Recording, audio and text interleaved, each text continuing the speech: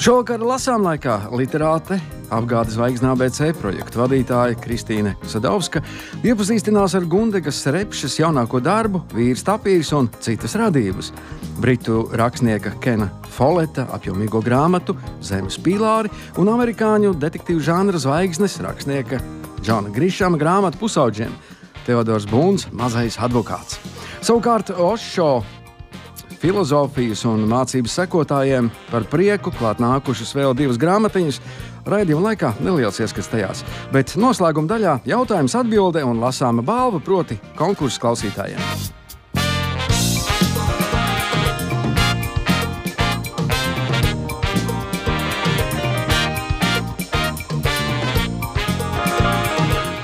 Es izskatos jaunākajā Gundegas Repšes grāmatā Vīrs Tapīrs un citas radības, kur viņa raksta. Lai arī zooloģiskie dārzi man šķiet skumja liecība par cilvēka distancēto realitāti no dabas, es tos apmeklēju ikvienā pilsētā, kurā nonāku. Bet tikpat pašsaprotama ir ikgadēja Rīgas zvēru dārza vizīte jauno bērnības.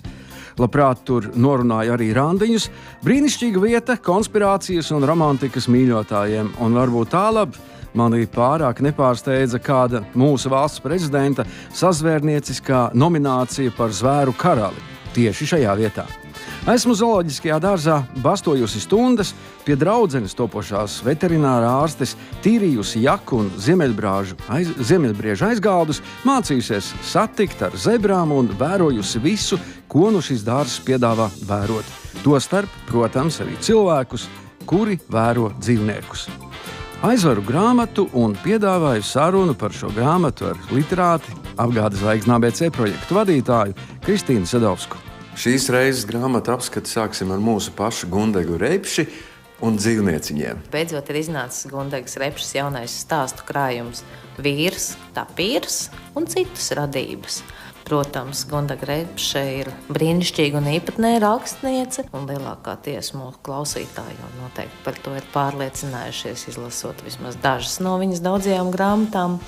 Bet šeit man gribas vispirms uzsvērt arī grāmatas noformējumu. Tie ir atkal neparasti vāki, par vākiem mēs bieži runājam, šoreiz tie ir, varētu teikt, telpiski vāciņi. Ja? Telpiski vāciņi, košas krāsas, un ārkārtīgi skaists mākslinieckais noformējums visai grāmatai, kur katra lapusīte ir atsevišķi izzīmēta, kur katra lapuse ir ne tikai Gundegas Repšes stāsts, bet arī mākslinieces Vitas Lēnertes improvizācija par Gundegas Repšes stāsta tēmu. Tā ir grāmata, kura ne tikai var lasīt pats un izbaudīt valodas bagātību un šo te brīnišķīgo tādu īsti latviski sievišķīgo ironiju pret pasauli, kura nevienā brīdī nav naidīga. Un es pat teiktu sirsnīga ironija par mums pašiem, par sevi pašu, par vīriešiem, jo šeit dzīvnieciņa lomās, un ne tikai dzīvnieciņa lomās, bet arī dažādos stāstos par dzīvnieciņiem, kā spogulī atainojas ļoti daudzas pašas rakstnieces dzīves situācijas, tādas, kādas viņa vēlas mums tās parādīt. Un tas ir arī tas īpašais Gundegas Repšes šarms, ka viņa vienlaikus savā prozā ir dziļi personiska. Nevienā brīdī nepārkāpjot to trauslo robežu, lai tas kļūtu banāli vai pašmērķīgi. Tas vienmēr ir tāds baudījums, ne tikai literārā ziņā, bet arī tādā gaumes ziņā. Tas ir stāsts arī par dzīvniekiem cauri, varētu teikt, mūža daļai, sākot no bērnības, kur dzīvnieciņi parādās varbūt ar tādām bērnu acīm, bērnu vēlmēm, ar nejaušu ienākšanu situācijām dzīvē, gan jau arī pieaugušu cilvēku skatījumu, tādu pieaugušu vērtējumu, ja, kur joprojām nebeidzas mīlestība pret kaķiem un suņiem, ja, kas varbūt ir sākusies ar putniņiem un baložu vērošanu un eža glābšanu un visu kaut ko tādu.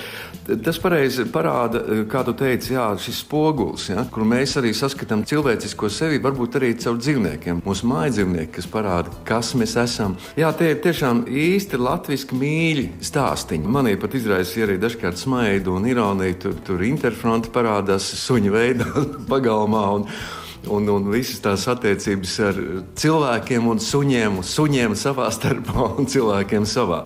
Ļoti interesanta grāmata, ko, protams, tādam latviešu gardēdim lasītājiem es tiešām sirsnīgi iesaku izlasīt, un pats arī ļoti ceru šo grāmatiņu dabūt, lai turpinātu lasīt.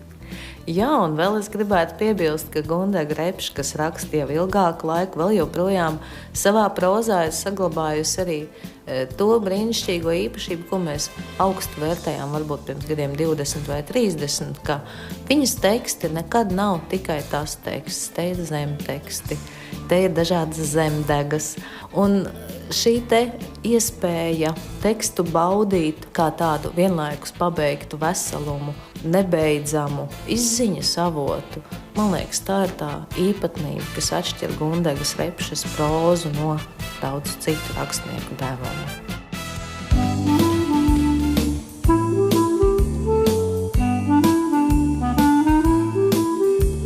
Kad eju es, kur loku met, spožvara vīksnes tilts, zem kājām grants un akmens skan, un tēvu zemes milts.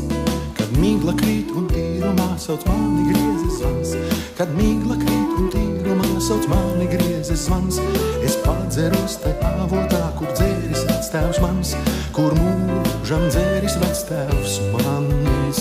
Ja tēva sētās ābeles, kā mātes pieglaužos, un tēva nams mans mirdzēdams pat naktī gaismu dos.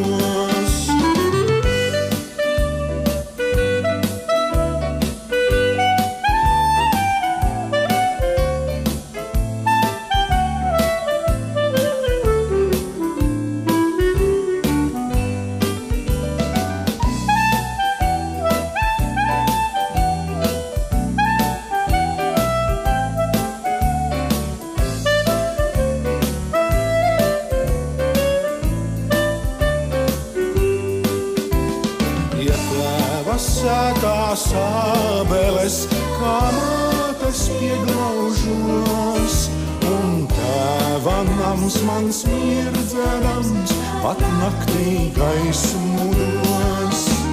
Tad eju es, kur loku met, spožvara vīksnes tilts, zem kājām grants un akmens skan, un tēvu zemes milts. Kad mīgla krīt un tīrumā sauc mani griezes zvans, kad mīgla krīt un tīrumā sauc mani griezes zvans, es padzeros tai avotā, kur dzēris vectēvs mans, kur mūžam dzēris vectēvs mans. Pie tēva sētās ābeles, kā mātes pieglaužos, un tēva nams man mirdzēdams pat naktī gaismu dos. Pie tēva sētās ābeles, kā mātes pieglaužos, un tēva nams man mirdzēdams pat naktī gaismu dos.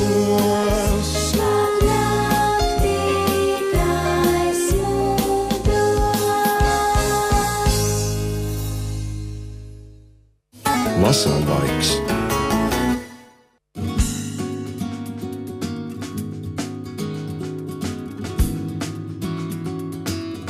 Turpinājumā saruna ar Kristīnu Sadausku par jaunākajām ārzemju autoru grāmatām latviešu valodā. Es tiešām novērtēju Kena Folletta grāmatu Zemes pīlāri, jo pirmkārt tās izcilā biezuma dēļ. Bieži vien saka, ka ar telefonu grāmatu varot nosist cilvēku, ko es spīdzinātu, tad šeit ir 854 lapas puses, un tas ir pamatīgs arguments. Jeb katrā ziņā darbs tiem, kam patīk tā kārtīgi iedziļināties, tad šeit ir iespēja iedziļināties vēsturē, 12. gadsimts un lūdzu milzīgi apjomu grāmatu. Silvijas Brits tulkojums, ar to es sākšu. gan pats romāns, kuru noteikti tie, kas biežāk skatās televizoru. Pirms kāda gada arī Latvijas televīzija rādīja BBC miniseriālu, kas tā arī saucās Zemes pīlāri, un kurš ir uzņemts pēc šīs grāmatas motīviem. Kens Follets ir ļoti īpatns, pasaulē ārkārtīgi pazīstams velsiešu rakstnieks, bestselleru autors jau no kāda 1978. Gada, kad iznāca viņa pirmais bestsellers Adatas acis. 27 gadu vecumā supertalants, kurš tādiem pārsteidzošiem darbiem nāca klajā.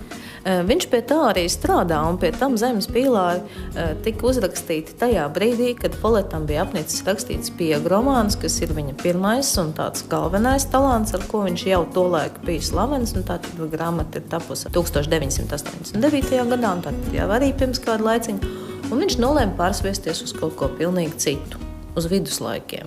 Īsumā varētu teikt, ka Zemes pīlāri ir stāsts par to, kā vienā nelielā Anglijas ciematā, juku laikos, kad par varu cīnījās vairāk karaļa troņa pretendenti, daži entuziasti bija nolēmuši uzbūvēt milzīgu, skaistu katedrāli par godu dievam.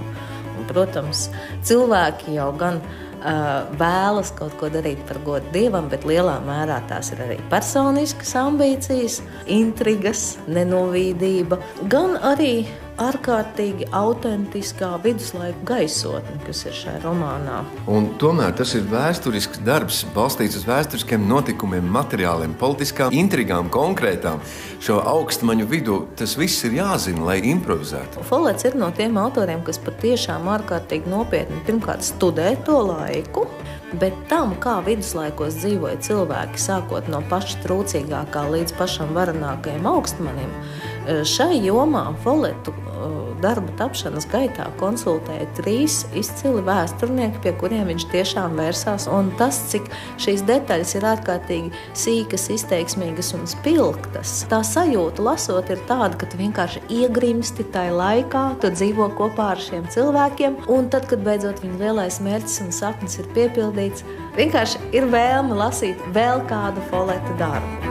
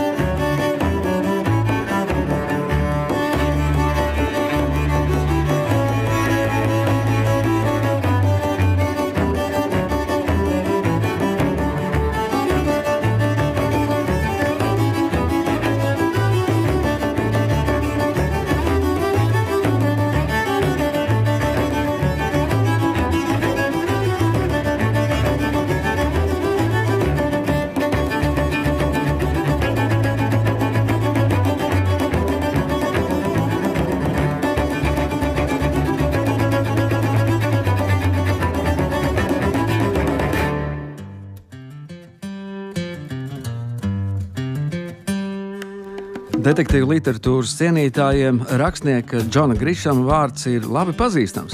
Tādēļ varbūt daudzi būs pārsteigti, ka autors ir pievērsies arī jaunākiem lasītājiem. Saruna ar Kristīnu Sadausku par grāmatu Teodors Būns, Mazais advokāts. Jaunais varonis šajā grāmatā ir tāds piedzīvojuma alku un taisnības pārņemts cilvēks, un tātad grāmata arī līdz ar to ir jauniem cilvēkiem. Grišams, kurš gan nekad nav rakstījis tādus tumšus, drūmus un briesmīgus darbus, jo gan Pelikāna lietu firma un visi citi daudzie darbi, kas ir iznākuši arī latviešu valodā, tie vienmēr tomēr ir beigušies ar lielākā vai mazākā mērā taisnības uzvaru, un viņš vairāk vienmēr ir piegājis tam kā autors, kas izklāsta, kā tās lietas notiek iekšienē, gan smalkās juristu firmās, gan lielos uzņēmumos un lielos korporācijās, un kā tiek dalītas un pārdalītas dažādas lietas. Un tas, ka viņš ir pievērsies pusauģa auditorijai, būtībā savu rakstības stilu viņš nav mainījis, jo šeit vēl joprojām ir par to, kā tas notiek. Un grāmatas nosaukums ir Teodors Būns, Mazais advokāts. Teo Būns ir 13 gadus vecs puika, kuram abi vecāki ir juristi, kurš, protams, arī pats vēlas kļūt par juristu un strādāt tiesas zālē ar lielām lietām, bet brīvajā laikā viņš sniedz juridiskas konsultācijas gan saviem skolas un klases biedriem, gan ļoti bieži arī viņu vecākiem. Un mēs Teo Būnu sastopam brīdī, kad viņu mazpilsētā tiek iztiesāta pēdējos 30 gados visskaļākā prāva. Un mazais Teo ir pilnīgi apsēsts ar šo lietu, tāpat kā viņa skolas biedri, un viņam izdodas to atrisināt.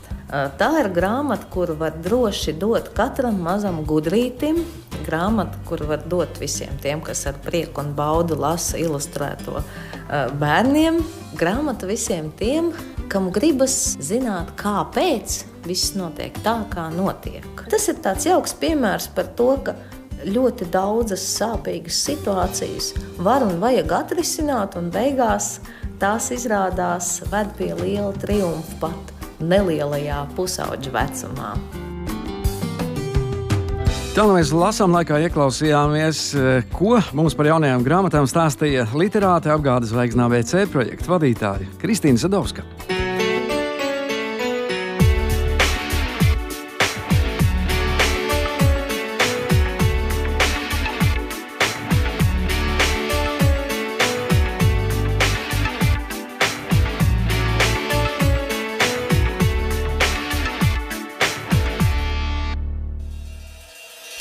Nezinu, kur ir tā vieta, kur nogurušie spēku rod.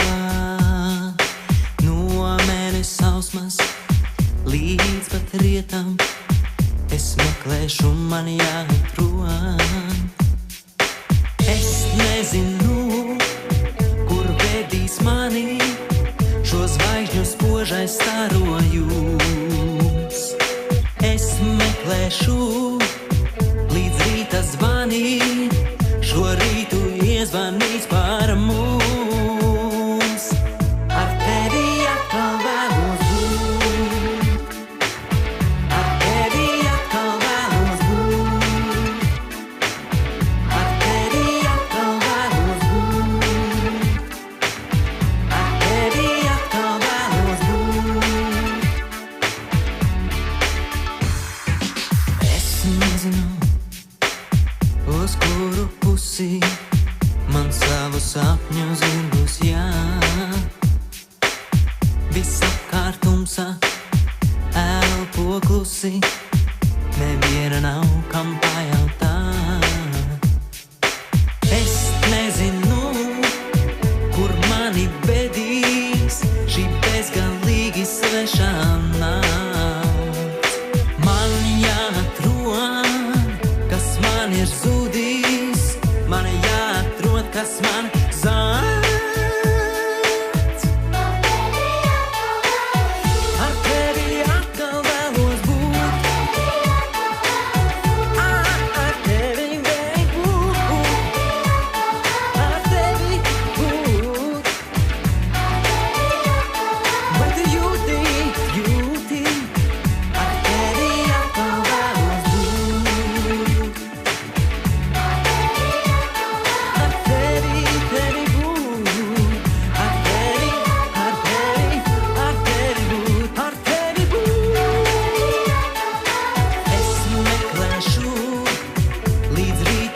manī, šorītu iezvanīs pār mums.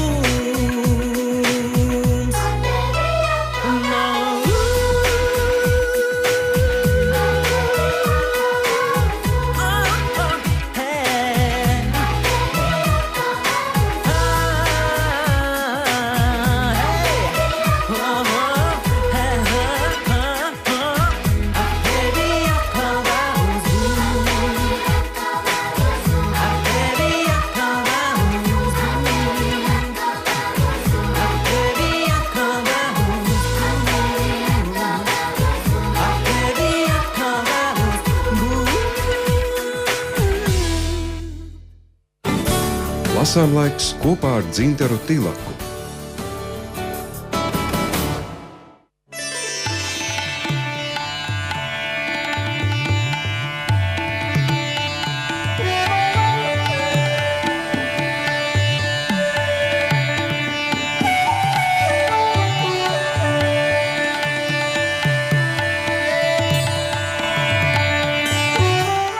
Slavenais apgaismības meistars, indiešu guru un filozofs Ošo raksta: svarīgākais ir zināt, kas ir šis es, kurš runā, un kas ir šis tu, kurš klausās.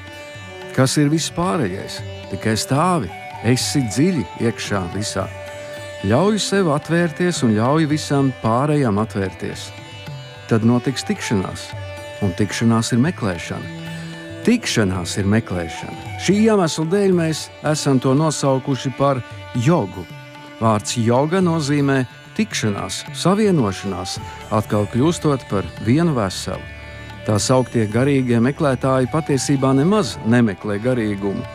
Viņi tikai projicē savas vēlmes citā dimensijā. Bet neviena vēlme nevar tikt projicēta garīgajā dimensijā, jo šī dimensija ir atvērta tikai tiem, kas tajā ienāk bez vēlmēm. Tie, kas turpina tiekties pēc vēlmēm, vienkārši rada jaunas ilūzijas, jaunus sapņus. Ir iznākušas 2 neliela formāta grāmatiņas ar Ošo tekstiem. Lūkšana, klusuma dziesma un otra. Ej dziļi, esi dabisks, ej vēl tālāk. Seks, vaina, transcendence.